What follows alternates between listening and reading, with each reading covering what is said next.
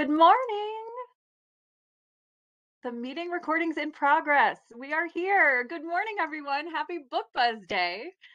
Today's a really special day for multiple reasons. I think we can move to the next slide because, hi, I'm Jen Rubens, and we have a special new guest today. Do you want to introduce yourself? Oh, sorry. Hi, guys. I'm Kate McManus. I'm the new assistant on the team. Yay, disco balls. Welcome, Kate. And Liz, do you want to introduce yourself again? Yes, hi, Liz Campfield calling in from California. So glad to be here. Hello. And Kate, where are you calling in from? Oh, sorry, I didn't say that. I'm calling in from Manhattan, New York. Very nice. And I'm from Brooklyn, New York. And somebody else in the chat also recognized it's also a special day, not just because we're welcoming Kate, but my lightsaber deflated, but it's May the 4th. So May the 4th be with everybody. We're so excited to be here on this also very special day for multiple reasons. I think this is like my new headband now instead because it didn't stay inflated. But anyway, welcome everybody. As you all probably know, but just in case, we have a hashtag. It's PRH Morning Buzz. We hope you'll chat with us. Tell us what you're excited about. If there's something that piques your interest when we talk about it, let us know. We love to go back and read your comments, and we're so excited to just engage in conversation with all of you. And we also have the key on the screen there. So, of course, HC is for hardcover, TR is for trade paperback. You know the drill. The one thing I do want to point out that's the most exciting is the E in the orange circle, because that means that an eGalley is available and you can read it early. So we hope that you will go ahead and request those eGalley editions when you're excited to read something we're speaking about. So surprise, it's been a long time. If anybody has been with us before, we used to have like a weekly pop quiz, and Kate missed the pop quiz era. So the purple hat is back, and I'm going to reach in and we're going to get to know her a little bit better. So Kate, on my special library card stationery, old school style library card stationery, what are you reading? So I can't say I'm currently physically reading anything right now, but I am listening to finally My Year of Rest and Relaxation by Atissa Moshfegh. I'm absolutely loving it. The narrator in it, both the narrator who's speaking to me and the narrator in the book, so funny. Really great time. Julia Wayland, right? I believe so, yes. She's fantastic. Yes, so good. So That's so wonderful. Well, you know, you're speaking to like a big audio fan, so I'm not, you preaching know, to the choir. everything counts. And I mean, Liz, I don't want to leave you out of the pub quiz. What are you reading? And I don't want to be left out. I have a new litmus test for books that hold my attention. I'm now finishing Happy for You by Claire Stanford. And my litmus test is if there's turbulence on a flight, can this book hold my attention? And this book can. And it's about a young woman who's abandoned her philosophy dissertation to work on as a researcher on a happiness app. And so this is, I'm also drawn to characters who've abandoned their dissertations, apparently. I love books about that. Wow, you have a lot of very interesting, specific things in this litmus test. The turbulence thing, I really feel like that should be a whole list of books of I like know, I believe me. that can get you through that kind of experience. I'm getting that list up.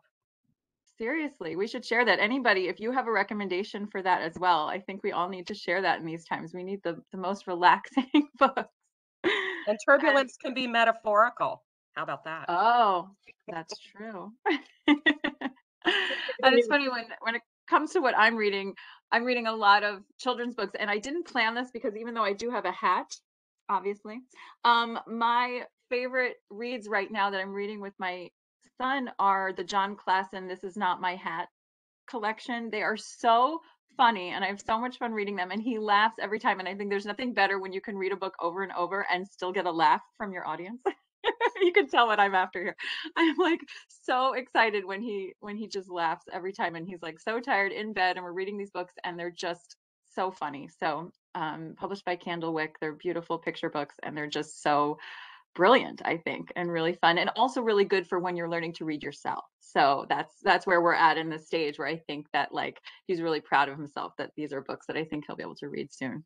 So that's what I'm reading. I'm just gonna do a hat theme all day.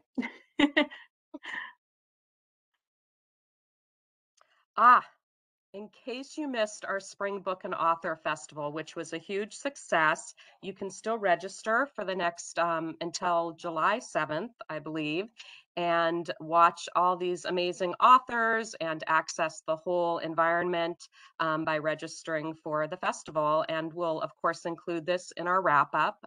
And some of the authors that we featured were Blake Crouch, Emma Straub, Sandra Cisneros was wonderful, Celeste Ng, just to name a few. And then you can catch us on YouTube always for our 3 books in 3 minutes. This spans genres, spans themes, and it's really a wonderful, very quick way to learn about books we're loving. And thanks, Donna R. I'm glad you already tuned into the festival and said it was fabulous. I love seeing all your comments in the chat, by the way. So keep them going. Even if we don't reply, we're reading them and we love them. And then if you didn't have enough of, I mean, we'll never have enough of these amazing author panels. There are more happening tomorrow on May 5th. So we have another all-day event that we're so thrilled to be participating in with Library Journal for Day of Dialogue. And it is, of course, gone virtual. And speaking of Ottessa Moshfegh, I mean, she will be there, Anthony Mara, Ian McEwan. So many incredible authors in all kinds of genres will be speaking on different panels tomorrow, and we hope you will join us. You can still register, so check out the tiny URL on the screen. And of course, do not worry, as you know, if you've been here before, there will be a wrap up and we will send these links around so you won't miss out. And we also are really excited to be part of this new opportunity for you to order a poster for your library. And we also have additional banned book resources. So unfortunately, right now, we need to speak a lot about why reading is a right. And so we have a great webinar coming soon that we'll send more information about. And also, this was just released this week. You may have seen it on social media already, but Open Books, Open Doors. It's especially relevant in this time, and we're really proud to share this message alongside our partners, including School Library Journal and PEN America and many others that you see on the screen. So again, we'll send these links around, but you are welcome to order a free poster for your library. And we hope that you will share this important message with us. And also check out our Banned Books Resources Hub.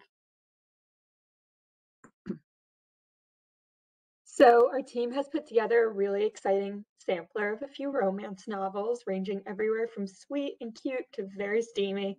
You can find that on Issue. Just go to that tiny URL that's on the screen, tinyurl.com/romance sampler. And we're also currently running a romance novel sweepstakes. So make sure you sign up there at the second tiny URL for a chance to win a collection of titles, including The Lifestyle, Aphrodite and the Duke, and The Setup. I don't have a heart prop, so I'm doing that. And then we also have a couple virtual author events that we just want to put out there. These 3 are actually all happening today, so if you want to sign up soon. First one is Latoya Watkins in conversation with Yvette Dione today at 3 over Zoom. Tony Bentley is in conversation with Deborah Garrison tonight at 7 p.m. also over Zoom. And then members of the Zabar family will be in conversation with the Center for Jewish History also over Zoom tonight at 7. And you can go to prh.com/books to connect us live for more info. And then hopefully you're already familiar with our AAPI Communities in Conversation program with Publishers Weekly. There have been so many incredible guests so far, and we have another one coming up on June 14th. And again, we will send links not only to this new one coming up with the author of I Was Their American Dream, but also to the archive, because you can always check in with these incredible conversations. You can share them with your communities and hopefully spark lots of important conversations. So we're so proud to be sharing this program, and we hope you'll register for June 14th at 1 p.m. coming up. The year is just flying by. Oh my goodness. It is. But that leads us into celebrating AAPI Heritage Month with some incredible titles. And I'm proud to kick it off with Forbidden City by Vanessa Hua. So this title has already been called literary historical fiction at its finest by Bookpage in a starred review. So hopefully that alone tells you that you need to go ahead and read the eGalley and get your patrons ready for this incredible book. This is Vanessa Hua's second novel. She's, of course, the best-selling author of A River of Stars, which you might remember from 2018. And she did extensive research in China to tell this story of a teenage girl who's living in 1960s China who becomes Mao Zedong's protege and lover and a heroine of the Cultural Revolution. So this is an epic, but also intimate portrayal of one of the world's most powerful and least understood leaders during an extraordinarily turbulent period in modern Chinese history. And so just to give you a little more info about this incredible plot, we meet Mai on the eve of China's Cultural Revolution and her 16th birthday. And she dreams of becoming a model revolutionary. And when the Communist Party recruits girls for a mysterious duty in the capital, she seizes the opportunity to escape her impoverished village. And it's only when she arrives at the chairman's opulent residence, which she calls a forbidden city unto itself, that she learns that the girl's job is to dance with the party elites, and she makes a beeline towards the chairman. So there's lots more that ensues. Of course, she's given a political mission. She also has to face down schemers who want to take her place, and deals with the chairman's wife who has secret plans. There's just so much that will keep you captivated in this.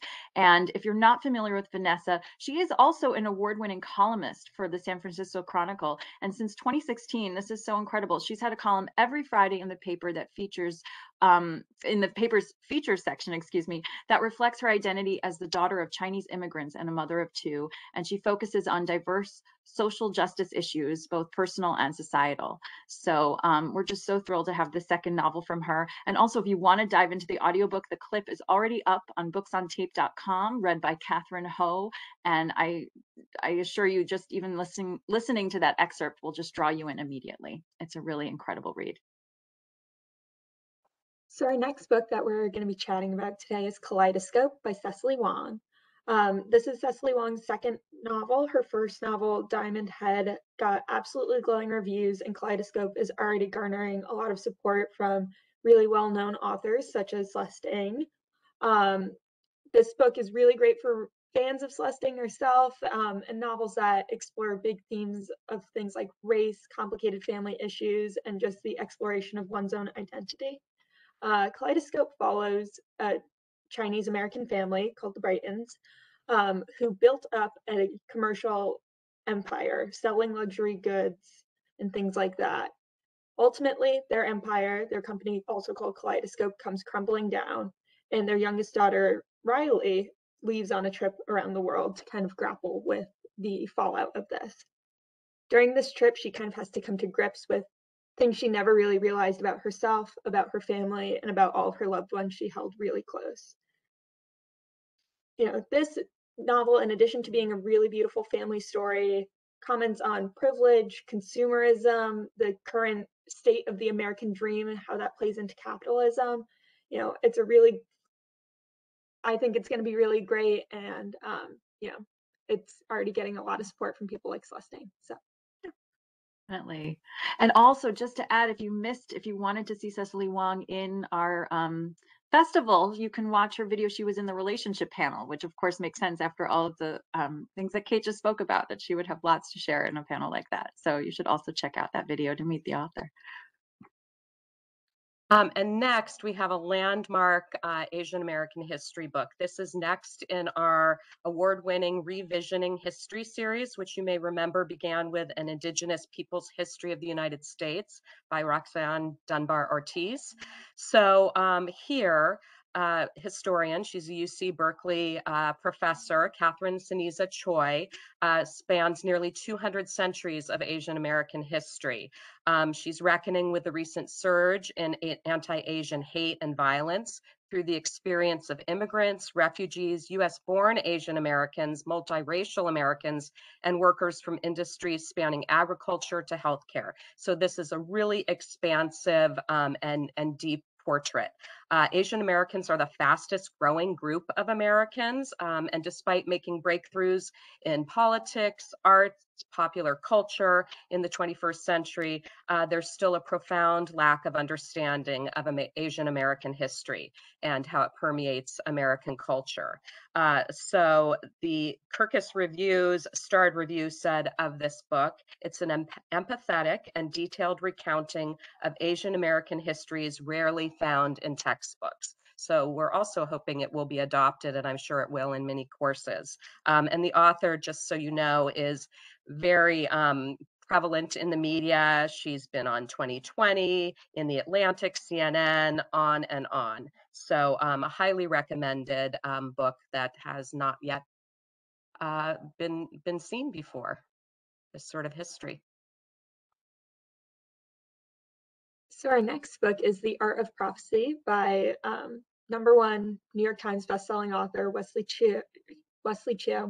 He previously wrote The Lives of Tao. This book is an epic fantasy that begins with the question, what if a prophecy is incorrect? The story begins with this titular prophecy: a child will rise to defeat the Eternal Khan, this godlike, cruel, immortal king, and save the kingdom. But what we find is that the boy who is supposed to fulfill the prophecy, Jian, is not who he was anticipated to be. This book is perfect for fans of epic fantasies and martial arts stories like the recent Shang-Chi movies from Marvel or the classic film Crouching Tiger, Hidden Dragon. We see like this really wondrous, incredible kingdom filled with older women who are the greatest grandmaster of magical martial arts, a warrior for the Eternal Khan who is grappling with the idea of what she will do once he's no longer in power, and a chaotic assassin who, maybe enjoys the kill just a little bit too much. Sony has already optioned The Art of Prophecy for a TV series, pulling in team members from shows like Stranger Things and Westworld, so there's definitely going to be a lot of hype around this title. Oh, wow. Yeah, super exciting. I definitely want to watch that when it comes out. It's also the first in a trilogy with the two next installments coming in 2023 and 2024. So definitely a good one to hop on early. Comes very highly recommended. And next, A Map for the Missing is a fabulous debut. Belinda has been, I think she was at our festival in December, so you can catch her panel too on our channel. But this is a gorgeously written book. She is a 2021 graduate of the Iowa Writers Workshop, which always impresses me that she has a book so soon. And it's a family saga. It's a page-turning mystery, and it spans 1970s to 1990s China, moving between the rural provinces and the big cities. It's a deeply felt examination of family and forgiveness and the meaning of home. So it begins with our main character, Tang, who's been living in America, who receives an urgent phone call from his mother saying that his father has disappeared from the family's rural village, and could he come home and help? Though they've been estranged for years, Tang promises to come home. Once there, he reconnects with his first love, and he and his first love had really been some of the only people in their village that have had aspired to leaving and pursuing academia. However, Tang was the one who left for America and education, while his girlfriend had stayed behind and eventually became the wife of a housewife. And so this is very much about reconnecting and finding their father and family secrets. And it's just a beautiful, beautiful book. I love what Ruth Ozeki had to say of it. An engrossing saga of a young mathematician caught between two countries, two cultures, two eras, and two loves. It's set against the violent turmoil of the Chinese Cultural Revolution. This powerful debut explores the wrenching impact of political ideologies on individual lives in a way that is resonant and timely. And then finally on this slide, Stay True comes out in September. And I just want to start with Huasu's own words, because via Twitter he said, "I started writing this in 1998. It's about friendship, dreaming, the obligation to keep driving until the mixtape is over." I was so incredibly moved just reading about this story. It's a memoir about friendship and grief, the search for self, and the solace that can be found through art.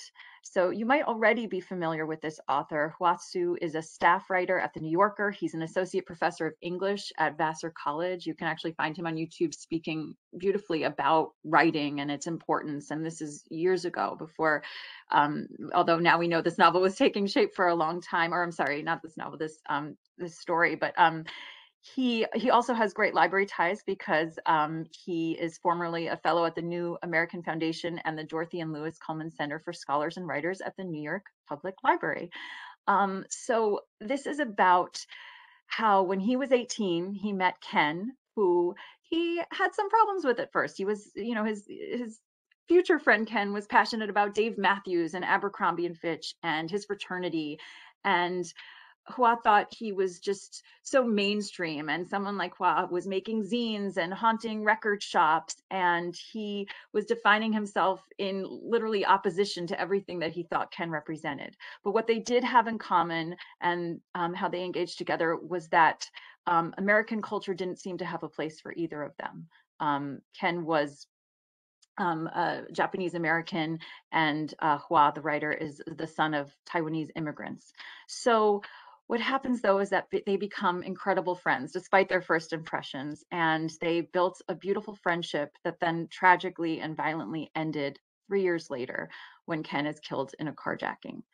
And it just took my breath away just reading about this book and then coming to that tragic aspect of the story. So he's determined to hold on to all that was left of one of his closest friends and his memories. And so he turns to writing. And so this is the book that he's been working on ever since. So it's a true coming of age story, and it details, what it was like to grow up and to move through the world in search of meaning and, of course, belonging. So I just think that this is going to be a beautiful book club pick and something that everybody is going to really be talking about, because he's a beautiful writer, as many people already know, and to read such a personal story in this way is going to be really a very moving literary event. So to move on to something quite different, some killer summer reads, and I'm going to kick it off with Blake Crouch, who you also may have recently seen at our book and author festival. And if you did see him in that festival, and even if you didn't, don't worry, we have the links, you can still tune in. But he was talking about how much is possible right now in terms of genetic engineering, and how we're going to move from, he spoke about, how there are now onions that don't make you cry. But then we're going to move into much more dramatic and consequential possibilities as people really start to explore human nature and the consequences of altering genetic code. So I'm already on the edge of my seat. He knows so much about what's actually possible, and then takes all of this incredible, what you want to think is science fiction, but is now actually reality, and puts it into these incredibly fast-paced and high-concept thrillers that are just so edge of your seat and so much fun to read. So of course, he's the best-selling author of Recursion and Dark Matter, which you may have already been familiar with. But in this one, Upgrade, which is a standalone like his others, an ordinary man undergoes a startling transformation and fears that all of humanity may be next. So as I spoke about, this has to do with genetic code. There is a man named Logan Ramsey who can feel his brain changing, and it turns out that his DNA has been rewritten against his will, with a genetic engineering breakthrough. And so what ensues is a battle to control the power, and it's already begun, this battle. So what if humankind's only hope for survival lies in embracing this change? Which way do we go? What do we choose? He really poses very difficult questions that I think we may have to grapple with in real life, but puts them into this incredible thriller. So of course, Andy Weir is a fan. He says that Crouch walks the fine line between a page-turning thriller and smart sci-fi. So he calls this another killer read from Blake. And get excited, because Deadline also announced in February that film rights have been acquired and Crouch will be writing the screenplay and executive producing. So lots more to come from this story. And we've been really anticipating The Retreat. It's on the heels of the hugely successful The Sanatorium, which you may remember was a Reese pick. The Retreat features the same detective, and fans who fell in love with Ellen Warner, the detective in the sanatorium, will be rooting for her again for sure here. So it opens on an idyllic wellness retreat on an island off the English coast. It promises rest and relaxation, but the island itself, known locally as Reaper's Rock, has a dark past. It was once the playground of a serial killer, and it's rumored to be cursed. So when a young woman is found dead below the yoga pavilion in what seems to be a tragic fall, Detective Ellen Warner soon learns the victim wasn't a guest. She wasn't even meant to be on the island at all. Then someone else drowns in a diving incident. Ellen begins to suspect there's nothing accidental about these deaths, but why would someone target the guests at this luxury resort? So Ellen must find the killer before the island's history starts to repeat itself, continues to repeat itself. Sarah Pierce makes the island come alive. Think bright colors, the stunning coastal views, intense summer heat, along with a very ominous cliff face that nearly acts as a character unto itself, hence the cover art. Now I'm looking closer at the cover. Yeah. Where's that yoga pavilion? So we have acquired a third book in this series following Detective Ellen. So this is going to be The Retreat will be a treat, a thrilling treat. And next, we have The Lost Kings by Tyrell Johnson. This is a riveting psychological thriller about a woman forced to confront the darkest moment in her childhood in order to move on from her past. Our protagonist, Jeannie King, is 12 years old when, in the middle of the night, her father comes home covered in blood. The next day, he disappears, but he takes her beloved twin brother, Jamie, with him. So Jeannie is then ripped from her life. This is set in rural Washington, and from her childhood sweetheart, a boy named Maddox. Fast forward 20 years later, Jeannie, now living in England, is drinking too much. She's sleeping with a married man, and she has a therapist she has no respect for. Her past catches up to her when Maddox shows up out of the blue to tell her he's found her father after all these years.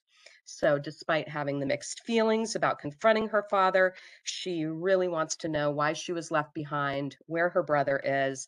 The natural descriptions, the atmosphere of this novel, the characters, the editors are talking about, and I agree, it's very reminiscent of Where the Crawdads Sing. So look for this one. Was muted. So our next title is Shutter by Ramona Emerson. Shutter is a kind of blood-chilling supernatural horror crime thriller crossover that takes place on New Mexico's Navajo Nation, and it is able to tie in these themes of coming of age on the reservation. Ramona Emerson herself, the author, is a Dina woman, and like her main character, Rita, she grew up on the Navajo Nation, so she's able to bring a lot of insight to that experience, and really, that experience is so lacking in the fiction world, namely in the genre of crime fiction, so it's super exciting to have this novel, and it is Ramona Emerson's debut. The novel follows Rita Totocini, who is a forensic photographer working for the Albuquerque police force.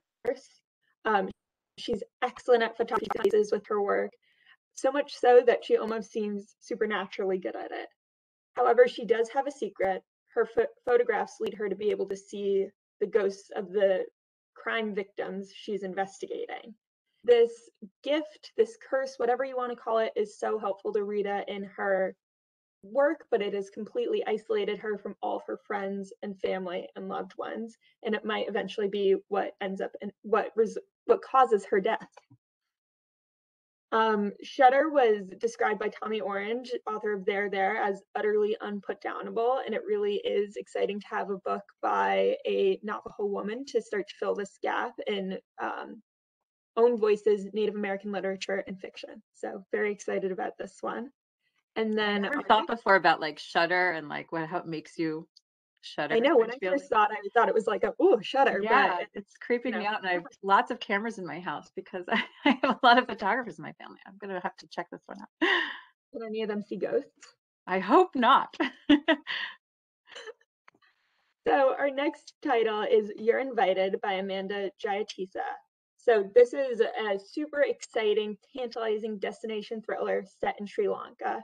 And it poses the question, is there anything worse than your ex-boyfriend marrying your childhood best friend?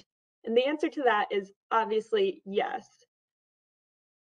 Getting accused of your childhood best friend's murder is definitely worse.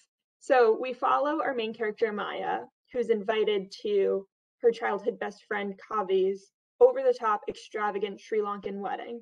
And she's kind of surprised to hear from Kavi. She hasn't heard from her in, decades at this point. When she shows up, she finds out that that her childhood best friend is marrying her ex-boyfriend. And Amaya goes in with one plan and one plan only, and that is to stop the wedding. However, when Kavi is found dead and all the evidence points to Amaya as the killer, she kind of realizes that, maybe everything is not as it seems. Amanda Jayatissa is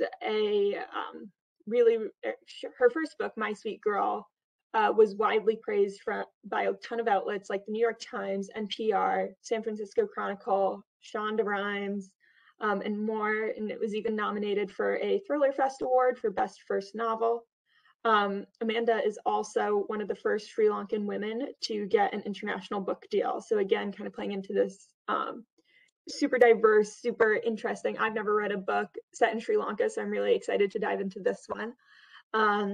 And it's described, Andrea Bartz, author of We Were Never Here and The Herd, has described this book as like crazy rich Asians, deranged, bloodthirsty sister, sick, twisted, and relentlessly juicy. So this one's going to be super exciting, super fun. I'm super excited to read it myself. And I love how that cover looks like an invitation opening. That's so clever. And then I'm going to end this killer slide with All Good People Here, which this author, Ashley Flowers, also appeared in that festival panel with Blake Crouch. So you can hear more from her as well. And she already has a huge fan base, as many of you may know if you are true crime junkies, as she is self-described, because she is the host of the #1 true crime podcast, Crime Junkie. So this is definitely for fans not only of crime fiction, but of true crime, because she really knows how to take her idea and make it feel like a real true crime novel, or it feels incredibly real. And as she speaks about on the panel, that was incredibly important to her, obviously. So she considers herself sort of like an armchair detective who thoroughly researches real forensic mysteries and murders and disappearances. And she also has been the author is an esteemed member of the board of directors of Crime Stoppers of Central Indiana, and she's committed to advocacy work. So she's just such an impressive person, and we're so thrilled to have this debut novel from her about a journalist who uncovers her hometown's dark secrets when she becomes obsessed with an unsolved murder of her childhood neighbor, and the disappearance of another girl 20 years later that is very reminiscent of this terrible unsolved murder that happened when she was a child. So Liz, it sort of reminds me when you said in The Lost Kings, like 20 years later, what happens? Well, this is very similar. There was an infamous case of January Jacobs, who was murdered in this novel. And the main character, Margot, was 6 years old at the time and just spent the rest of her life thinking it could have been me. And when she returns home to help care for her uncle, a very similar crime is taking place, and she is determined to solve it. So it's twisty, it's chilling, it's intense. I think you should watch that panel and listen to her talk about how she really researched the town and based it on a real town where her friend is from, to make sure that it has the exact feel of that, true crime experience, but in this debut novel. So definitely check that out in August.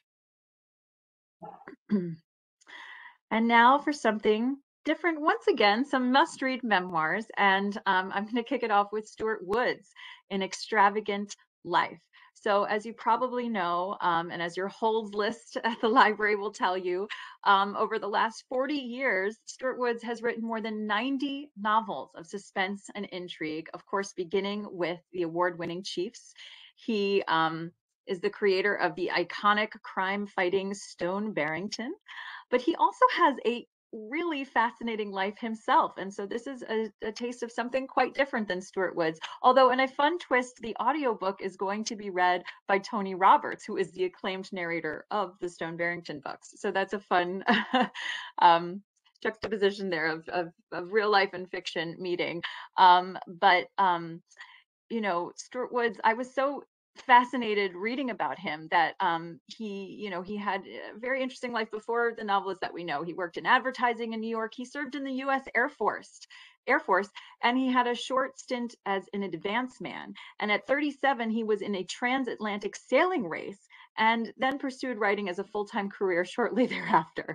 So are you exhausted yet hearing about all of this? So, he's lived all over the world, and this incorporates his iconic sailing memoir, which is called Blue Water, Green Skipper, but is expanded to offer a really thorough inside look into his many escapades. And so we are going to follow him from childhood through to the present, and we learn about his years doing all of these things: advertising, flying, sailing, and writing. And I think, it's going to be the perfect companion for fans of his books. And there are so many that are going to love reading about the real life luxury and intrigue and adventure of this extravagant life. So look for that in June. We're just really excited to learn more about this writer that I certainly did not know all of these cool things about him. I'm so surprised after all his novels that he has a memoir. I mean, I want to read that memoir. Yeah. And it sounds like an adventure novel in itself. So It really does. What a surprise. I love this for just the surprises I'm finding out. Anyway, Crying in the Bathroom, I think, is another surprise. It's the first adult prose book, a memoir by Erika L. Sanchez, who won awards and got so much attention for her debut young adult novel, I Am Not Your Perfect Mexican Daughter, which is read through high schools and is just such a wonderful, wonderful novel. And was a National Book Award finalist, and also is being made into a film by America Ferrera. America Ferrera praised this memoir as being equal parts pee your pants hilarity and break your heart poignancy, like the perfect brunch date you never want to end. So, growing up as the daughter of Mexican immigrants in Chicago in the 90s, Erika Sanchez was a self-described pariah, a misfit, and a disappointment. She was foul-mouthed, melancholic, a rabble-rouser who painted her nails black, but also loved comedy, often laughing so hard with her friends that she had to leave her school classroom. These are essays where she writes about everything from sex to white feminism to debilitating depression, and really reveals this interior life that's rich with ideas, self-awareness, and perception. It's raunchy, unapologetic, totally honest, and really Erika Sanchez at her best. These are just books at the beginning of her career. She's so talented. This is a book that will make you feel that post-confessional high that comes from talking for hours with your best friend. And also among her many honors, Erika was the recipient of the 21st Century Award from the Chicago Public Library Foundation. And just one more thing about it, Sandra Cisneros said, I relished especially the stories she shares about being a wanderer, savoring her solitude, a rare gift for a woman, but absolutely essential for any writer. Oh, and she's going to read the audiobook too, so you can hear her It'll be so good. narrate herself. That's perfect. So our next title is The Man Who Could Move Clouds by Ingrid Rojas Contreras. This book is currently referred to as a nonfiction 100 Years of Solitude, and that's a line that immediately pulled me in. I have no idea how, they could make a nonfiction 100 Years of Solitude. But in itself, it's a multi-generational family saga with interwoven themes of magic and the strength of memory. So Ingrid Rojas Contreras was born in Colombia. She lived through the political violence of the 1980s and 1990s. However, her mother was a fortune teller in the community, and her maternal grandfather was a renowned community healer. Over time, Rojas Contreras moved to the United States, where her mother suffered a fall, which caused amnesia. And eventually, as a family, they went back to Colombia to try and rediscover these family secrets that basically gave her mother and her grandfather her gift. Like I said before, The Man Who Can Move Clouds is kind of referred to now as a real life 100 Years of Solitude. And it almost reads as a continuation of her first novel, Fruit of the Drunken Tree, which was described as original, politically daring, passionate. That first novel was semi-autobiographical, so now we are getting the full story of Rojas Contreras' whole life, which is very exciting. But it is an entirely standalone novel. This looks like it's going to be a beautiful story of family, of magic, both, you know, metaphorical and actual. And yeah, it's going to end up being beautiful and a really interesting and fun read. So our next title, our next title is called Diary of a Misfit by Casey Parks. This follows Casey Parks after she comes out as gay while she is in college in 2002. As somebody from the South, she automatically assumed her life was kind of over, especially in this time period, and that she was faced with so much pushback. Her mother basically shunned her and would send her emails saying, you know, if you change, you can come back. Her pastor at her church asked God to kill her. Even the security guards at her Southern college would make comments about, you know, you don't belong here anymore. You shouldn't be here. Just faced with tremendous, tremendous hardship. But one day she sees her grandmother, and her grandmother pulls her aside and tells her, I grew up across the street from a woman who lived as a man, and then absolutely implored Casey to find out what happened to him. So eventually Casey digs through her grandmother's town and finds out about this man named Roy Hudgens, who was a country singer at the time and a trans man. As she finds out more about him, she learns more about her grandmother's strict conservative upbringing and therefore her mother's own strict conservative Southern ideals. She learns more about her own sexuality, more about her own faith, and more about her familial relationships. Casey Parks is a renowned reporter. She's worked with outlets such as the Washington Post, the Oregonian, the New Yorker, and the New York Times Magazine. And any readers who are interested in LGBTQ plus issues about the politics of the South, very narrative nonfiction, will absolutely love this title. Wow, sounds fascinating. Sounds so incredible. Yeah. Solito by Javier Zamora Zamora is a poet. This tells the unforgettable story of his harrowing 3,000-mile migration from El Salvador to the US at 9 years old. It's written from a child's perspective in the present tense. All Javier can imagine as a child is rushing into his parents' arms, snuggling in bed between them, and living under the same roof again.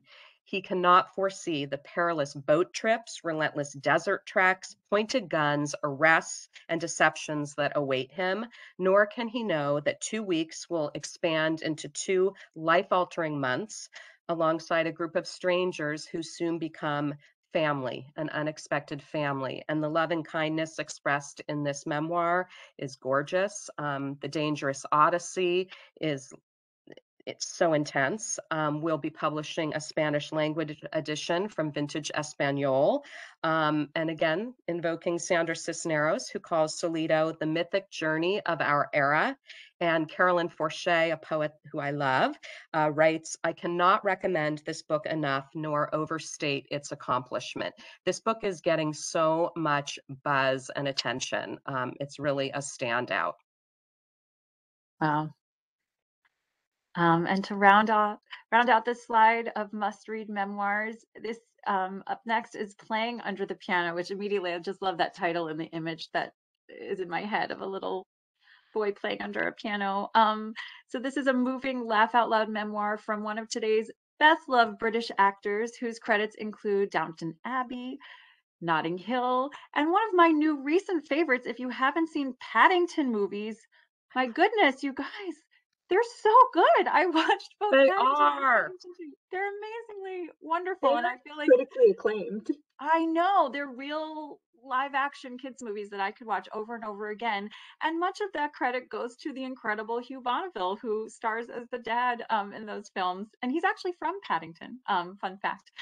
So this is a really fun memoir because he's a witty and wise storyteller. And who doesn't want to know what it's like to work with Judi Dench and Kate Winslet and Maggie Smith? He recounts his life in TV and his work in film, and all of these incredible experiences alongside some of his generation's greatest performers. He, of course, Downton Abbey fans have swooned over him as his role as the Earl of Grantham, and he's an iconic superstar nowadays. But he also has another side to his story. He writes with poignancy about his father's dementia and about his mother, whose life in the Secret Service emerged only after his death. So it's a really incredible mix of stories from how he got his big break to his family to Hollywood encounters. Just so many really incredible stories. And the subtitle of the novel is From Downtown to Darkest Peru. So I think this is going to be a really incredible read, and I can't wait to learn more about one of the stars of some of my new favorite films. And then to move on to historical fiction, so The Lunar Housewife is a stylish and suspenseful historical page turner, and it's The Lunar Housewife is also the name of a science fiction novel that the lead character is writing within the story. And I love books like that where you're going back and forth between this fictional story that she's writing that, of course, is going to change and be affected by the incredible real life experiences that our character is having. Booklist has already given this a starred review, calling it a tantalizing slice of literary history. So it takes place in New York City, 1953. Louise's star is on the rise. She's filed some of the best pieces at her boyfriend Joe's brand new literary magazine, Downtown, but of course under a male pseudonym. And she has this incredible relationship. She's writing a science fiction romance called The Lunar Housewife. Everything's going well, but then she overhears Joe and his business partner fighting about listening devices and death threats, and she can't help but investigate.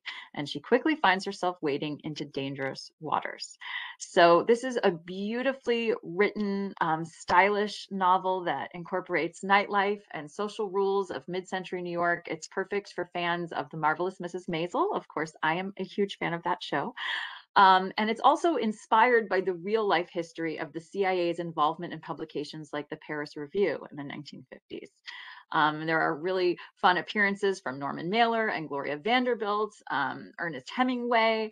It's like a who's who of 1950s literary scene. So I think this is a really fun read. It has feminist themes because she's an unmarried woman in 1950s New York.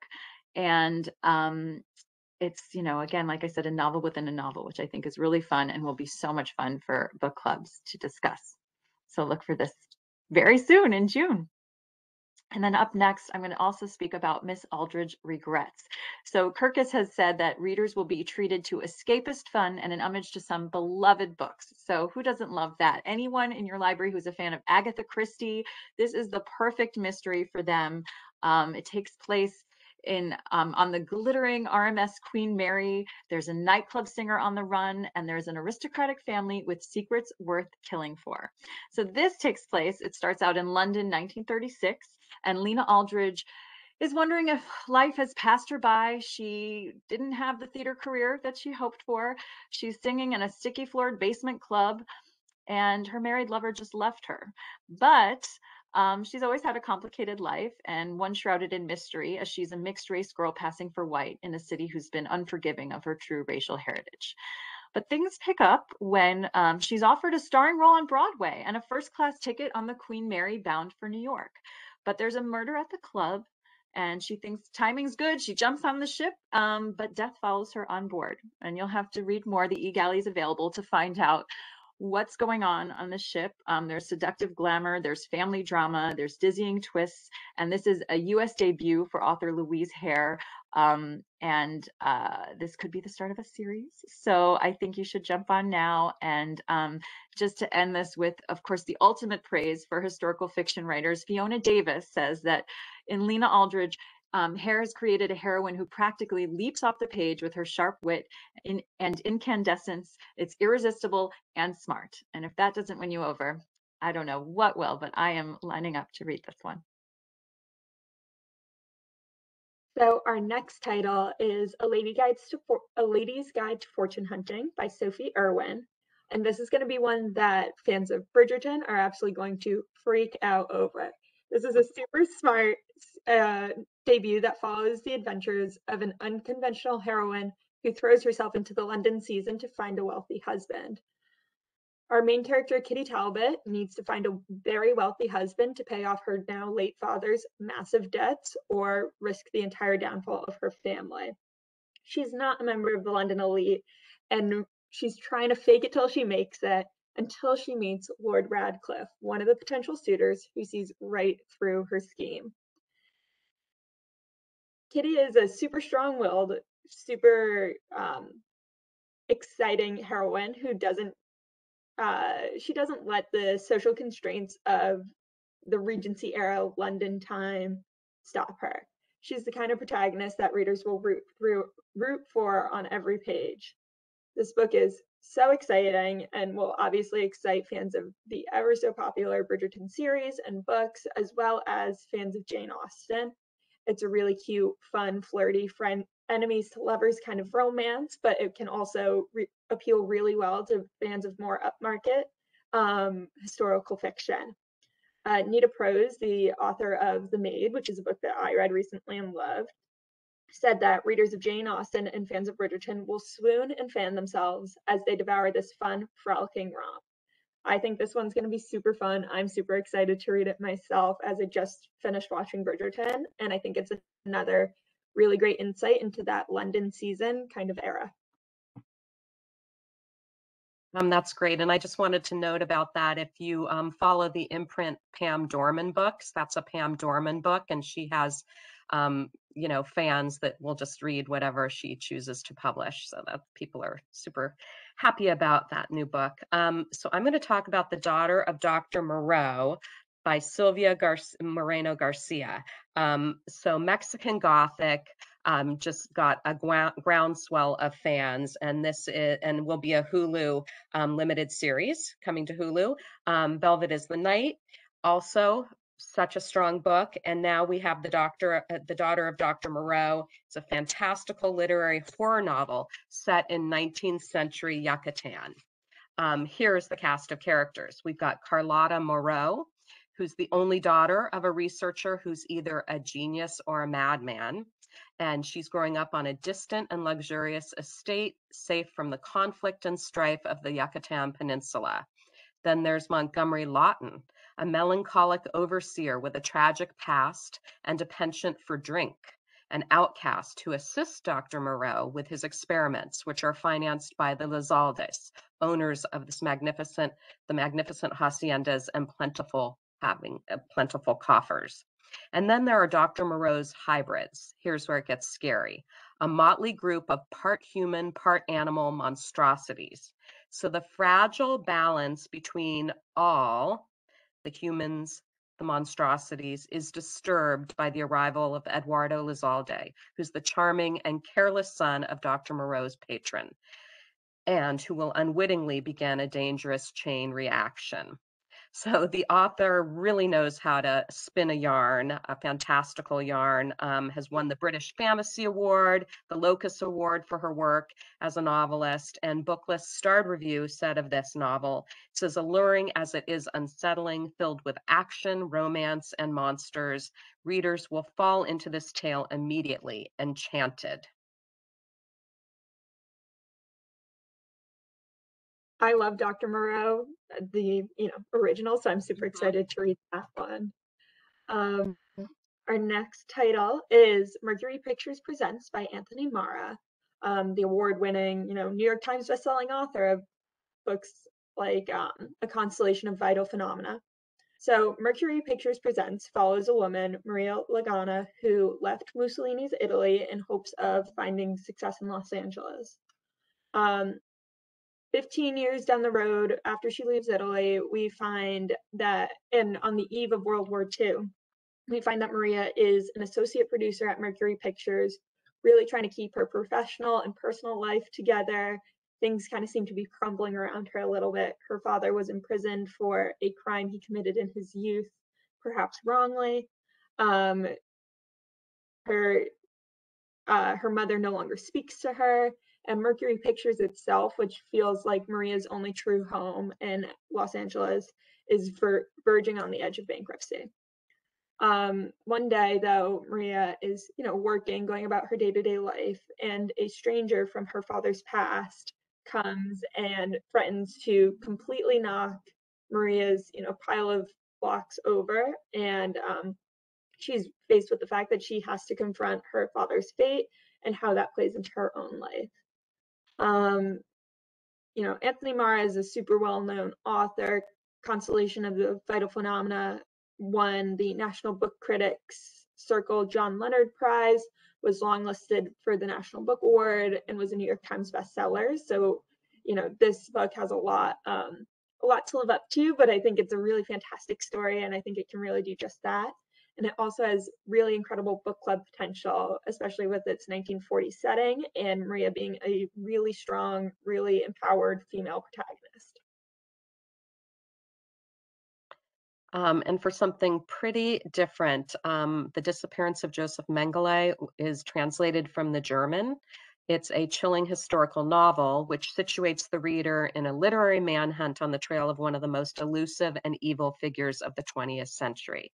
So for 3 decades, until the day he collapsed in the Brazilian surf in 1979, Joseph Mengele, the angel of death who performed horrific experiments on the prisoners at Auschwitz, floated through South America in linen suits, keeping 2 steps ahead of Mossad agents, international police, and the world's journalists. This is a rigorously researched factual novel drawn almost entirely from historical documents, and traces Mengele's footsteps through these years of flight. And that's it for this slide. Oh, I did want to say one more thing. There is indeed a downloadable arc of A Lady's Guide to Fortune Hunting. Apologies that we didn't have the E symbol there, but please do go to NetGalley or Edelweiss to download that. They were on it. Our chatters and viewers are so incredible. Thank you. So of course we said it's May the 4th. We had to share some library love. So happy May the 4th for my deflated lightsaber. And we hope that you are familiar, if you're not, with the incredible Mark Thompson. When I tell you he's incredible, I mean, if you have not heard a Star Wars audiobook yet and all of the incredible voices that he can do, you have to do yourself a favor and give yourself the gift of listening. And so I have on the screen there Mark's most recent narrations in the Star Wars universe out this year. 2 of them are available now, 1 coming soon. And you could see when he was in the studio recently, he shared some library love because, of course, Mark Thompson loves libraries. He said, having so much fun recording the Rogue Squadron books. Krytos Trap is up next. The Star Wars books have made me fall in love with reading. Very grateful I've been able to narrate many of them, and very grateful for libraries and all the access they provide. We love you, libraries. And we love you, Mark Thompson. Thanks for sharing library love. If you want to share some love for Star Wars today and for the incredible audiobooks and books in this universe, check out the links to our Instagram and Twitter that are in the chat from Rachel. And we hope you'll spread the word and share some library love today in honor of Star Wars. And then finally, I wanted to leave you just really quickly with some big casting news. I'm sure you already know about the new John Grisham coming out, Sparring Partners. It's his first collection of short stories coming out May 31st, and it will be narrated by, as you see on the screen, Jeff Daniels Ethan Hawke and January Lavoie. And Grisham also narrates an introduction to each novella for listeners, which will be available exclusively on the audiobook. So you don't want to miss out on this one. I think it's going to be an incredible listen for existing Grisham fans and for anyone who's like, oh, I've always been meaning to try listening. I mean, who would want to turn this down? It's going to be great. I know, Liz, you're a big fan of listening to Ethan. I'm a big fan. Well, I love short stories too, and all these voices will be such a treat. But I did want to make a plug for Ethan Hawke, who I love him in movies and everything, but he is such a great narrator of the Jack Kerouac audiobooks. I'm listening to Big Sur now. I listen to Dharma Bums. He, I think, does all of them. So he's clearly a Kerouac fan, but oh, I highly recommend. Yeah, this is going to be great. And then finally, I promise, I just heard the bells in my neighborhood. It's noon, it's lunch, everyone's hungry, but American Girl is coming to audio from Listening Library. I had an American Girl doll, still have actually, in the attic. Samantha was mine. But American Girl's award-winning books have been beloved by kids for more than 35 years.